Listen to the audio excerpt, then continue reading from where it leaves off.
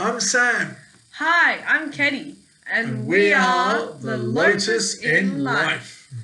So, in the last session, we talked about the spirit of oneness of mentor and disciple. In session 2, we spoke about Makaguchi and Toda embracing the heart of Nichiren Buddhism. Today, in session 3, we will talk about Josei Toda and Untitled Ikeda. And in session 4, we will talk about enacting and inheriting the mentor spirit for the sake of the future. So Sam, why don't you get us started? Thank you, Kenny. I will.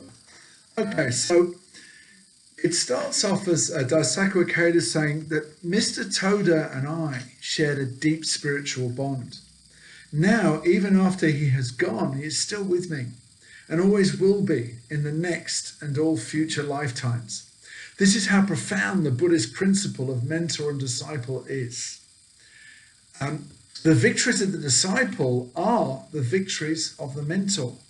These victories correspond to the determination to challenge current difficulties, be it illness, in relationships of conflict, financial hardships, or stressful work. Confidently advancing in spite of these struggles and courageously encouraging others to do the same is an example of living the mentor and disciple relationship. At the time when Toda's business was in financial ruins, people quickly deserted and ridiculed him, except Daisaku Ikeda. It was President Ikeda who stood by his mentor's side the whole time, protecting him and supporting him. In 1947, at a gathering held in a small home in Kamata, a young Daisaku Ikeda met and listened to Mr. Toda's intense resolve as he lectured on the Daishonin's treatise on establishing the correct teaching for the peace of the land, which was a piece that we talked quite a lot about in one of the last videos. Yeah, I was overpowered by his personality and at the same time deeply impressed by the optimism and profound philosophical focus of this gathering of ordinary citizens. On the eve of the anniversary of the end of World War II, this encounter for Daisaku Ikeda came to be the pivotal moment in his life. Shortly after, he joined the Soka Gakkai. You know, it's interesting here, Kelly. I remember when I first started to practice this Buddhism, I went for a meal with a group of leaders, actually. It turned out they were all quite high up leaders. And I had this feeling that they were, first of all, I felt I was in safe hands. But I felt that they were all really important people. I felt like I was in the company of, I don't know, presidents or prime ministers or statesmen, like really, yeah. What they were and what they are now, and what I've come to realize is that they were the embodiment of this practice, and their life condition was shining through. And this really encouraged me to begin to practice. So in the very, very beginning, even before I heard about Daisaku Ikeda, these people were my mentors. That's amazing, though, that you can just feel their sort of aura, their warmth. Yeah. Be supported. Yeah, it was amazing. Yeah. So it goes on to say that after Daisaku Ikeda joined the Soka Gakkai, that under Toda's tutelage, President Ikeda gave his entire being to support his mentor. As the only person to have graduated from Toda University, the training President Ikeda received was invaluable and often strict. In a way, it's like we're in Daisaku Ikeda's university, because we can, as much as we want to, we can read Indigo magazine or, read Nichiren Daishonin's writings. So we can study, and study is, as we know, is one of the three pivotal, most important parts of this practice: faith, practice, and study. Yeah. He patiently, this is Daisaku Ikeda speaking now, he patiently tutored me in law, politics, economics, physics, and chemistry, astronomy, and the Chinese classics. Like, you wonder how he found the time. I know. Because he had his business as well, the magazine and everything, and to be able to do that as well. That's crazy. And he was constantly grilling me about what I had read. And isn't that a typical mentor? So without begrudging his situation, President Ikeda engraved his mentor spirit in his life and created value from every obstacle. In the same way, President Ikeda encourages his disciples to engrave the mentor spirit in their hearts, not to merely follow the mentor, but to advance alongside the mentor. In this way, the challenges we experience become an opportunity to deepen our relationship, not only with our mentor, but with our family, friends, and fellow members. So it is the disciple who chooses the mentor. I don't know if people knew that, but I didn't know that until I started this series, really. Also, that the mentor is not perfect, godlike figure, as this would make it impossible to share in the mentor's vision for humanity. The spirit of the mentor is to bring hope and inspiration to ordinary citizens through conviction, encouragement, and belief. The shared vision or oneness of mentor and disciple is realized when the mentor accepts responsibility to enact this spirit in their own life. It is possible for those disciples to encourage many people to be happy while becoming happy themselves. This is a foundation and a source of joy that each of us can derive when we choose a mentor. Sam, I just wanted to ask you quickly that how has the mentor and disciple relationship brought joy to your life? I don't think I can answer yet. I'm still on that journey, but I'd like to know. Well, thank you. That's a really great question. Thanks for putting me on the spot, Katie. No, that's a great question. How's it brought joy to my life? Again, it's through reading Daisaku Ikeda's writings and being encouraged, especially when I'm down. If I'm feeling depressed or not much confidence or feeling a bit low self-esteem, and I read something that Daisaku Ikeda has written, it gives me courage. It gives me hope to get through whatever it is that I've been suffering with. So I feel joyful when first of all, I always chant before I read Daisaku Ikeda's guidance. But when I read his guidance, because I choose Daisaku Ikeda to be my mentor, when I read his guidance, it gives me joy because I know that I have the hope and the will to be happy and to live a good life. Wow, that's a great answer if I put you on the spot for that. Thank you. So, however, enacting the mentor and disciple relationship on a consistent basis in life, in daily life, is challenging. An expression of this relationship is to pray to the Gohonzon with determination based on the same vow as the mentor.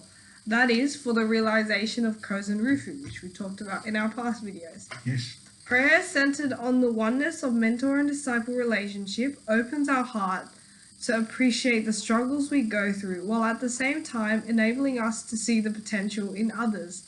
That is, to bring forth our Buddhahood and reveal our true potential. The mentor is someone who has lived their life dedicated to realizing the vow of humanity's happiness. Our own Buddhist practice is a constant expression of our vow, which is the shared commitment with the mentor to not be defeated by the negative influences in the environment or our own negative tendencies. To support and protect the mentor means to practice in this way, neither being swayed by our ever-changing emotions, nor by the constant flow of influences in society. I think I'm a sucker for that one. In Buddhism, we learn it is possible to create value in each of our interactions, contributing to the happiness in our friends and family. So studying the written material of the mentors, like you said, we deepen our expression of care in our interactions, positively encouraging others rather than being swayed by them. And based on this spirit of Buddhist humanism in our life, we can overcome self-doubt and, quote, become the master of your mind. When there are obstacles that seem insurmountable, it is the unity of mentor and disciple that brings forth the potential to break through. It is this unity of the disciples that will carry the spirit of the mentors in supporting the happiness of humanity into the future. So, a few weeks before President Toda died in 19 58, he called on Daisaku Ikeda to his side and told him that he dreamt of going to Mexico, where people were waiting to learn about Buddhism. A year later, President Ikeda fulfilled Toda's vision about people practicing across the globe by embarking on overseas tours to begin the spread of Kozen Rufu. And now the foundation of Kozen Rufu laid that dream is a reality, and this is why President Ikeda is considered the mentor of the 21st century. So he opened the path and paved the way, demonstrating how we can live as a Buddhist in the 21st century. He centers his activities on dialogue and continues to prove every interaction is an opportunity to manifest the spirit of mentor and disciple. Now back to you, Sam. Wow. By the way, this piece that we're doing today comes from the Indigo magazine from May 2010. So now we're on to session 4, which is enacting and inheriting the mentor's spirit for the sake of the future. So the heritage of the bond of mentor and disciple is enabling so many millions of people to practice the profound philosophy of Buddhist humanism and advance the movement of world peace through dialogue. The continual actual proof shown by SGI President Ikeda is why he is considered the mentor of this age. Established around the world through the network of SGI, there are countless dialogues occurring in people's living rooms. President Ikeda has described the warm atmosphere of these group discussion meetings held in people's homes as a spiritual oasis and at the cutting edge of the times. These groups are where people come together to have open and free discussions and to be refreshed and revitalized. And we've had an extra challenge all of last year and so far this year as well, in that we've had to have our meetings via Zoom. So it's a totally different medium, but it's been good. We're still connected. You can still connect. I think it depends on the people rather than technology. If we're all still open and like warm via Zoom, it still has the same effects. Yep, absolutely. So first president of Soka Gakkai, Tsunebura Makiguchi, thoroughly enjoyed meeting members at small group meetings. SGI President Ikeda continues to encourage the central importance of group discussion, and he says, quote, "Discussion meetings are the starting point of Kozen Rufu. They are Soka gardens of happiness and peace. They are the origin of unity of mentor and disciple. They are the source of absolute victory." Have you felt yourself like when you come out of a meeting, you feel uplifted? I definitely do. I remember every time, no matter what's going on, it's like a pause just in life where I can reflect, appreciate, and we're just all positive and lifting each other up. So it's very nice. Absolutely. Yeah. And just going back a bit to the Daisaku Ikeda being our mentor, I think it's really, really important to realize that he sets an example. He doesn't say, you do this, you do this, you do this. He actually lives it in his own life. And because he lives it in his own life, we can see that and admire that and respect that. And so we can try and act or live his values. And that is, I think, a very important part of mentor-disciple. Yeah, definitely. What do you think? No, I agree that it's the actual proof of the mentor that allows, like, that helps the disciple have the goals and want to stand by them as well, like just their conviction that makes you want to, like, be the disciple that has this strong vow as well, the unity. Yeah, absolutely. Yeah, well put. So distancing yourself from discussion meetings is distancing yourself from the haven of good fortune of Buddhas and Bodhisattvas. So that was from Daisaku Ikeda. The small group meeting is the lifeblood of the SGI and the perfect embodiment of Nichiren Daishonin's and the 3 presidents of the Soka Gakkai spirit of care and compassion. It would be a passive, easy practice if we were to wait for others to support us or always rely on the mentor to encourage us. He wants us to take action. Our mentor wants us to take action. Yeah, and seek it. Yeah, that's right.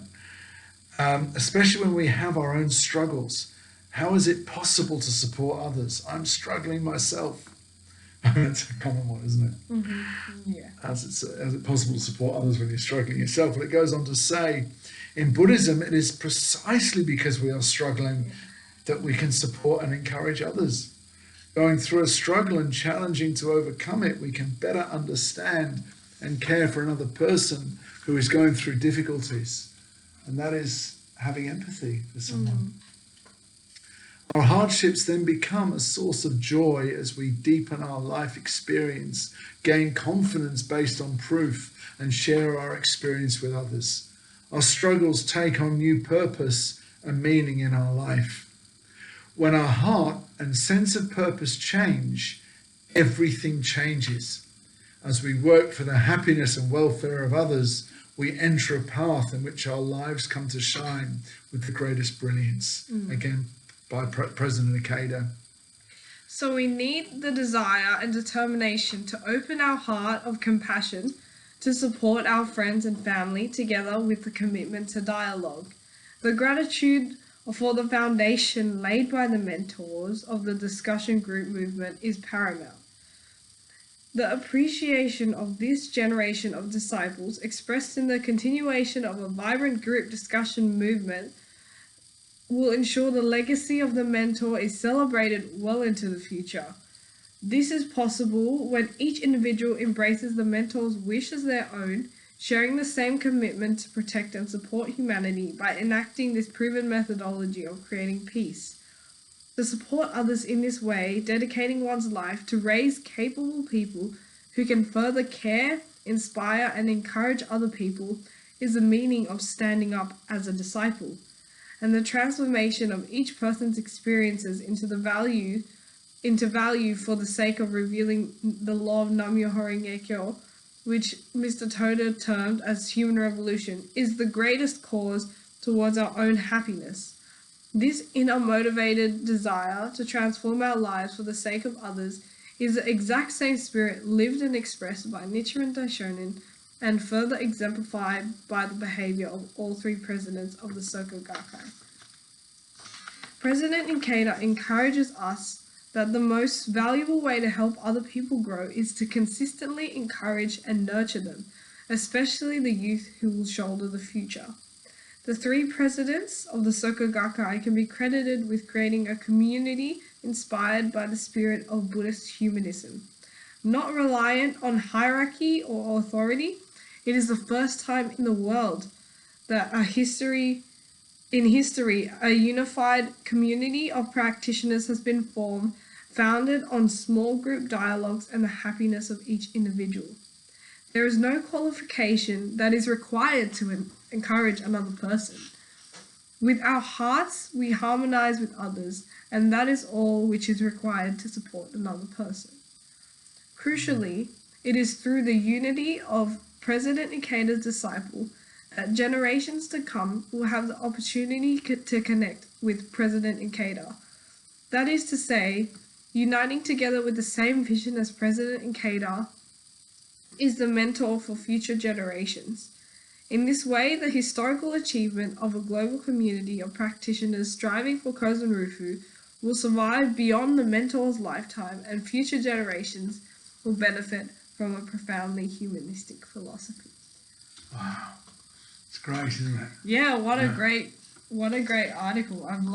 I've definitely learned a lot from this. Yeah. Yeah, just realizing the history of all the presidents and what they've gone through, and their connection with each other, and also all the disciples as well, is very amazing. And how fortunate are we to have the legacy that each one has left, especially Daisaku Ikeda, who is our direct mentor. We can always draw on his guidance in order to live the best lives that is possible for us to live. So that concludes the study session of the mentor and disciple relationship. We hope you've enjoyed it. And next session, we're going to be talking about leadership. So stay tuned, because it's going to be a good one. So anyway, until next time, I'm Sam. I'm Ketty. And we are the Lotus in Life. See ya. Bye.